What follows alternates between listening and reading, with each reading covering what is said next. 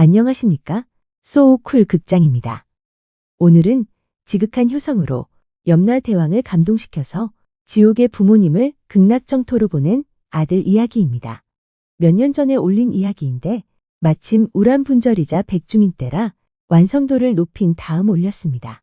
구독과 좋아요 그리고 알람 설정 부탁드립니다. 재미있고도 좋은 글로 보답하겠습니다.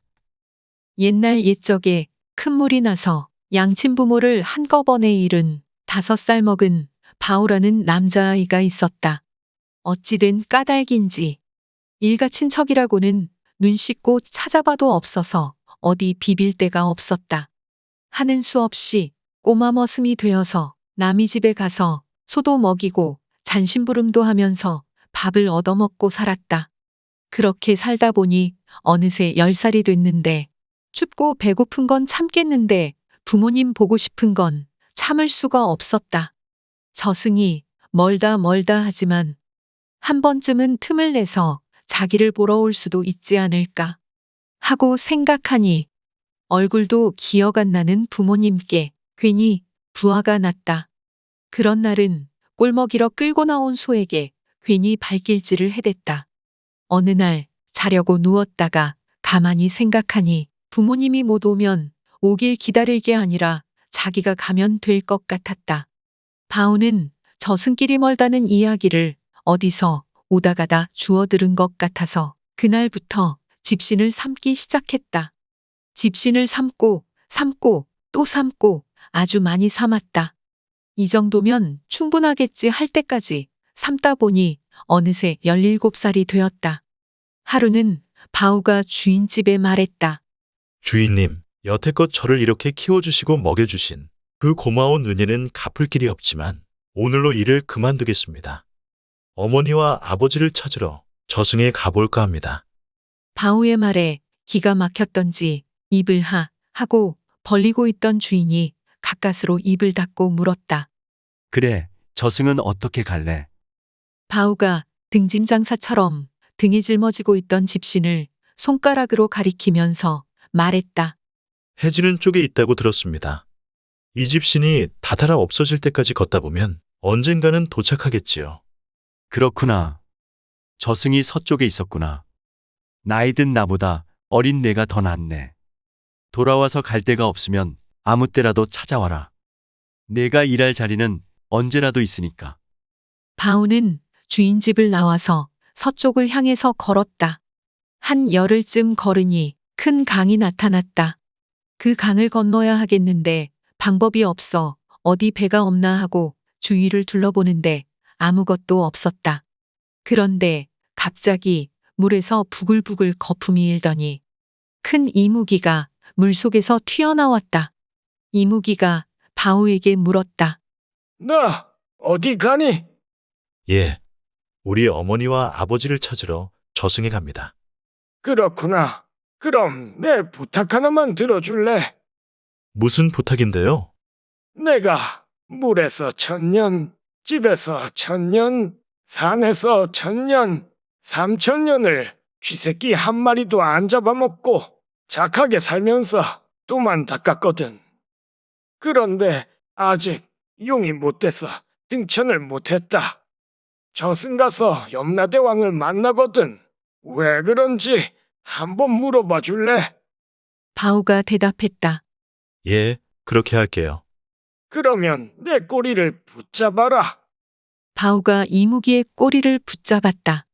그러자 커다란 이무기가 꼬리를 한번 훌쩍하고 흔드니까 바오가 강 건너 풀밭에 뚝 떨어졌다. 고맙습니다. 갔다 올게요. 이무기에게 인사를 하고 바오는 또 서쪽으로 갔다. 한 열흘쯤 걸으니 이번에는 외딴 곳에 오막살이 집이 한 채 있었다. 들어가서 주인을 찾으니까 예쁜 누나가 나왔다. 바오가 인사를 꾸벅하고는 물었다. 예쁜 누나, 나 이 집에서 하룻밤만 자고 가면 안 돼요? 색시가 생글생글 웃으며 대답했다. 그렇게 하세요. 저녁을 차려줘서 먹는데 옆에 앉아 식사 시중을 들면서 색시가 물었다.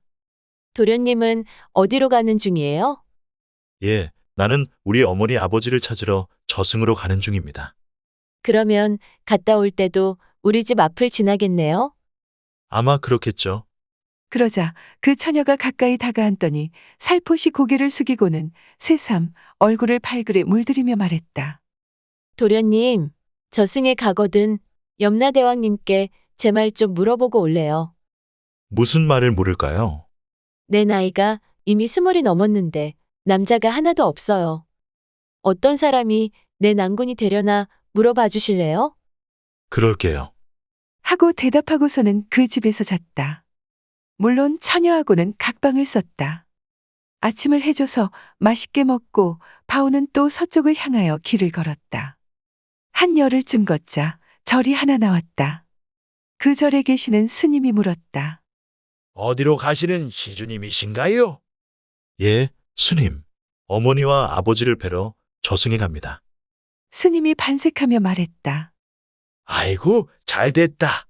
시주님, 우리 절 뒤곁에 큰 천도복숭아 나무 두 그루가 있습니다.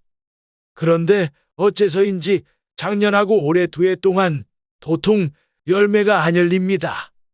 그 까닭을 저승가거들랑 염라대왕님께 좀 물어봐 줄래요? 예, 스님, 그렇게 하겠습니다. 스님과 헤어지고 바오는 또 길을 갔다. 등에 걸머지고 왔던 집신이 어느새 다 없어져 가고 있었다. 서쪽을 향하여 죽어라 하고 가다 보니까 삼도천을 지나 어느새 저승에 다다랐다. 험악하게 생긴 문지기가 물었다. 너는 누구냐? 여기가 어디라고 함부로 어정거리다니. 어디서 굴러온 개벽닭이냐? 바오는 인사를 꾸벅하고 대답했다. 김바우입니다. 어머니와 아버지를 보러 인간 세상에서 왔습니다. 그러니까 문지기가 열어주었다. 조금 가니까 또 문이 나오고 문지기가 똑같은 질문을 했다. 너는 누구냐? 여기가 어디라고 함부로 어정거리다니. 어디서 굴러온 개벽닭이냐? 이번에도 바오는 인사를 꾸벅하고 똑같이 대답했다. 김바우입니다. 어머니와 아버지를 보러 인간 세상에서 왔습니다. 그렇게 해서 마지막 12대문째 열고 들어가는데 문 한쪽에 앉아 계신 재판관인 염라대왕이 말했다. 왜 그렇게 밖이 시끄러우냐? 그러자 문지기가 읍하고 말했다. 아무개가 이러저러한 데서 저승으로 제 부모님을 찾아뵈러 왔답니다. 염라대왕이 말했다. 그럼 이리로 들어오라 해라. 바오가 들어오자 대왕이 물었다. 이 험한 곳을 너는 왜 왔느냐? 소희는 5살 때 부모님과 이별했습니다. 그래서 부모님 얼굴이 기억나지 않습니다. 잠깐이라도 좋습니다. 어머니, 아버지 얼굴을 한 번만이라도 볼 수 있다면 더는 소원이 없을 것 같습니다. 한 번만이라도 부모님 품에 안겨서 엄마, 아버지 하고 소리내어 불러보고 싶었습니다. 그래서 인간 세상에서 먼 길을 걷고 걸어서 여기까지 왔습니다. 바오의 말을 들은 대왕이 곤혹스러운 표정을 짓더니 마침내 어쩔 수 없다는 듯 말했다. 그러면 저쪽 후미진 곳에 있는 기름가마에 가봐라. 큰 기름 가마솥에 구렁이 2마리를 튀기고 있는데 그 구렁이가 바로 너희 어머니와 아버지다. 네가 가서 직접 봐라. 바오가 가니까 큰 구렁이 2마리가 펄펄 끓는 기름가마솥 안에서 바오를 보더니 눈물을 뚝뚝 흘렸다. 바오는 그 구렁이 2마리가 바로 자기 부모님이라고 생각하니까 뜨거운 줄도 모르고 자기의 2손을 기름이 펄펄 끓는 가마솥에 넣어서 구렁이 2마리를 끌어냈다. 역졸이 염라대왕한테 가서 아랬다. 다 건져냈습니다. 건져냈으면 끌어오느라. 대왕이 바오의 어머니에게 물었다. 너는 무슨 죄가 있어서 끓는 기름 솥에 들어갔느냐? 예, 쇠내는 저 세상에 살 때 술장사를 했습니다. 그때 술에다 물을 타서 팔았습니다. 겨우 그것뿐이라고. 아닙니다. 대왕님, 남의 남자를 유혹해서 여러 가정을 파탄시켰고 걸핏하면 싸움질하고 주변 사람들을 이간질하는 등 그 죄가 말도 못해서 기름가마에서 끓고 있었습니다. 정말 그것뿐이냐? 아닙니다. 대왕님, 늙어 중풍이 든 시어머니에게 밥을 안 줘서 굶어서 돌아가시게 했습니다. 못된 것 같으니라고. 대왕이 바우의 아버지에게도 물었다. 너는 왜 기름가마에 들어갔니? 예, 남의 집에 불나면 가서 잘 됐다고 그 앞에서 춤췄고 남의 물건 도적질하고 남의 여자 보고 다녔습니다. 또 남의 동기간을 이간질해서 싸움을 붙이는 등 지은 죄가 너무 커서 기름가마에서 끓고 있었습니다. 그것뿐이냐? 아닙니다. 내자가 아픈 어머니에게 밥을 안 줘서 굶어 죽게 만드는데도 알면서 모르는 척했습니다. 대왕이 바우에게 물었다. 네 어머니, 아버지가 말하는 것을 들었지? 예, 들었습니다. 그래도 저 사악한 구렁이들이 내 아버지 어머니라는 생각이 드느냐? 자기 부모님이 인간 세상에서 한 행동에 대해서 들은 바우는 너무 충격이 커서 아무 대답도 할 수 없었다. 할머니를 굶겨 죽이다니. 그렇지. 너도 도저히 용서가 안 되지. 염라대왕은 바우의 부모님에게 말했다. 너희 둘은 자식을 정말 잘 두었구나. 여기가 어디라고 이 먼 곳까지 찾아와서는 손등이 다 벗겨지는 줄도 모르고 기름 가마솥에서 너희 둘을 꺼냈다. 하지만 너희 두 부부는 지은 죄가 너무 커서 도저히 용서해 줄 수가 없다. 여봐라, 저 두 사람을 다시 구렁이탈을 뒤집어 씌워서 기름 가마솥으로 돌려보내도록 하라. 그때 호련 정신이 든 바우는 재빨리 몸을 움직여 제 부모님 앞을 가로막고 서서는 두 손을 모아 빌었다. 대왕님, 통촉하여 주시옵소서. 비록 천하에서 가장 악독한 사람이라 할지라도 제 부모님은 부모님입니다. 부모님 대신에 제가 기름솥에서 죄를 받겠습니다. 말을 끝내자마자 번개같이 가마솥을 향하여 달려가서는 기름솥으로 뛰어들었다. 깜짝 놀란 대왕이 손짓하자 역졸들이 바우의 목덜미를 솥으로 뛰어드는 바로 그 순간 잡아챘다. 바우의 행동을 본 대왕은 기가 막힌지 아무 말도 안 한 채 한참 눈을 감고 있더니 마침내 입을 열었다. 참으로 놀라운 일이로다. 부모가 자식을 위하여 제 목숨을 버리는 일은 종종 봤지만 자식이 부모를 위하여 죽음을 무릅쓰는 일은 아주 희유하다. 이는 인간 세상의 모범이 되는 일이니 세상의 모든 아들딸이 본받도록 해야 한다. 그렇게 하려면 저 착한 청년을 그냥 죽게 내버려 두어서는 안 될 것 같구나. 자식의 지극한 정성을 봐서 저 부부가 인간 세상에서 지은 죄를 모두 탕감하겠다. 남자는 봉에, 여자는 황해 등에 태워서는 지금 바로 서방 정토로 올려보내도록 하라. 아미타 부처님에게는 짐이 따로 연락해서 선처를 구하겠노라. 아버지 어머니가 봉황의 등을 타고 하늘로 올라가자 바우는 하도 좋아서 염라대왕께 크게 절하고 물러나왔다. 그런데 나오면서 생각하니까 세상에서 맡았던 몇 가지 일이 불현듯 생각났다. 그래서 다시 염라국으로 돌아갔다. 이 골치 아픈 놈이 왜 다시 왔어? 하고 염라대왕이 귀찮은 표정을 감추지도 않은 채 물었다. 너 이 녀석 왜 또다시 돌아왔느냐? 세 가지 물어볼 것이 있어서 왔습니다. 뭐라고? 세 가지나 있다고? 빨리 물어보고 얼른 내 갈 길을 가도록 하라. 예, 그렇게 하겠습니다. 첫 번째로 제가 이곳을 오는 중에 큰 강을 건넜는데 강에서 큰 이무기가 나와서는 물에서 1000년, 산에서 1000년, 집에서 1000년, 3000년을 쥐새끼 한 마리를 안 잡아먹고 돌을 닦았는데 왜 등천을 못하는지 물어봐 달라고 했습니다. 이무기는 왜 용이 돼서 하늘로 못 올라갑니까? 염라대왕이 말했다. 그 녀석은 턱에 여의주를 2개나 가지고 있어서 욕심 때문에 못 올라간 것이다. 가서 하나는 너를 달라고 그래라. 그러면 용이 돼서 등천할 것이다. 예, 알겠습니다. 그리고 또 어떤 처녀가 외딴 집에서 사는데 그 아가씨가 누가 자기 남편이 될 건지 대왕님께 물어봐 달라고 했습니다. 남자를 만나는 일이 부끄럽기 시작할 때 처음 만난 남자가 신랑이 된다고 전해라. 예, 알겠습니다. 마지막입니다. 어떤 스님이 자기 절에 큰 천도복숭아 나무가 있는데 작년하고 올해 과일이 하나도 안 열리는데 왜 그런지 물어보고 오라고 했습니다. 왜 그렇습니까? 큰 오리알 만한 금덩어리가 나무 밑에 2개 묻혀 있어서 그렇다. 도적놈들이 금덩어리를 훔쳐서는 나무 밑에다 파묻어 놓았는데 그놈들이 관군에게 잡혀서 모조리 사형당했다. 그 금덩어리를 파내면 내년부터 열매가 열릴 것이다.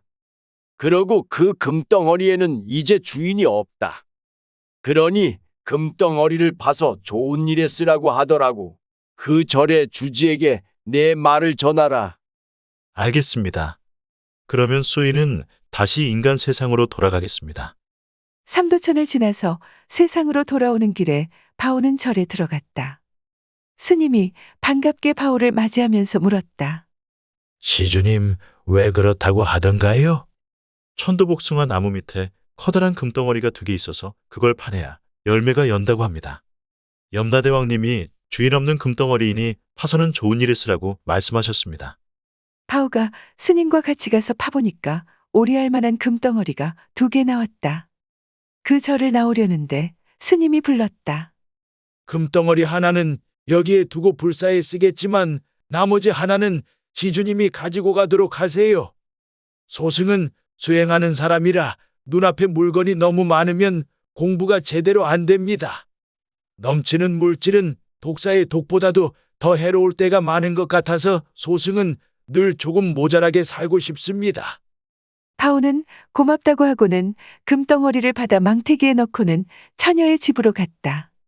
바오를 보자 처녀가 나오면서 물었다. 도련님, 물어보고 오셨습니까? 예, 물어보고 왔습니다. 염라대왕께서 뭐라고 그러시던가요? 철이 들고 나서 처음 만난 남자가 낭자의 신랑이 된다고 그러던데요. 그러니까 아가씨가 얼굴을 빨갛게 물들이면서 우물쭈물하더니 입술을 꽉 깨물면서 말했다. 소녀는 철 들고 나서 남자 얼굴을 한 번도 본 적이 없습니다. 도련님이 처음입니다. 도련님을 봤을 때 처음으로 가슴이 두근거렸습니다. 그러니 나는 일편단심으로 도련님을 따라갈 수밖에 없습니다. 그러면서 처녀는 바오를 따라갈 채비를 하였다. 낭자의 순박하고 아담한 모습에 처음 만날 때부터 마음이 끌렸었지만 미처 말을 못했는데 이제 그녀가 속마음을 털어놓으니 마음에 너무 좋아서 바오는 그녀와 함께 고향으로 돌아가기로 했다. 처음 건넜던 큰 강에 다다랐다. 그러자 강물에 부글부글 거품이 일더니 벌컥 이무기가 물을 차고 올라왔다. 그래, 물어보고 왔느냐? 물어보고 왔습니다. 그런 다음 씩 웃으며 바오가 말했다. 나하고 내 색시를 먼저 강저 쪽으로 건네주세요. 그러면 가르쳐 드릴게요. 바오가 그렇게 말하자 이무기는 고개를 끄덕이더니 강가에 나룻배를 대듯이 꼬리를 갖다 놓았다. 바오와 색시는 이무기가 내미는 꼬리를 꽉 붙잡았다. 그러자 이무기가 꼬리를 한번 훌쩍 흔들었고 잠시 후 2 사람은 강 건너 풀밭에 뚝 떨어졌다. 이무기가 물었다. 그래, 뭐라고 그러더냐? 욕심이 너무 많다고 하던데요. 말도 안 된다. 내가 물에서 1000년, 집에서 1000년, 산에서 1000년, 또 앞 3000년을 살았어도 쥐새끼 한 마리도 안 잡아먹었다. 그런데 욕심이 많다니 이게 무슨 말이냐? 염라대왕의 말을 그대로 전할게요. 당신이 턱 안에 여의주를 2개나 가지고 있는 것은 욕심 때문이라고 하던데요. 그런 욕심을 가지고는 아무리 수행을 해봐야 정신머리가 틀려먹어서 안 된대요. 하나는 당신이 가지고 나머지 하나는 나를 주어야 용이 되어서 등천한다고 대왕님이 전해주랬어요. 이무기는 조금 고민하는 듯하더니 그 말이 옳다고 여겼는지 캑캑거리며 목에서 여의주 하나를 꺼내서는 바오에게 주었다. 지극한 효성으로 하늘을 감동하게 해서 부모님을 지옥에서 꺼내 서방정토에 들어가게 만든 바오는 그 공덕으로 색시 얻고 금덩어리 얻고 여의주까지 얻게 되었다. 가다가 보니까 구름이 모이고 소나기가 한 줄기 쏟아지더니 이무기가 등천하는지 용이 꼬리를 길게 늘어뜨렸다. 고향에 돌아와서 전에 머슴 살던 주인 집에 가보니까 주인 부부는 어느새 할아버지 할머니가 되어 있었다. 이가 다 빠져 입술과 볼이 오므라진 주인이 합죽거리며 물었다. 저승에서 아버지와 어머니를 봤니? 예, 잘 보고 왔습니다. 바오는 저승길에 인연이 된 착하고 참한 색시와 결혼해서는 극심했던 초년 고생을 뒤로하고 엄마 같고 누나 같은 아내와 아들, 딸 여럿 낳고 이 세상 누구보다도 말년에 행복하게 잘 살았다고 한다. 들어주셔서 고맙습니다. 용어 풀이와 참고문헌, 그리고 자료 출처는 명기만 하고 따로 읽지는 않겠습니다. 참고하시기를 바랍니다.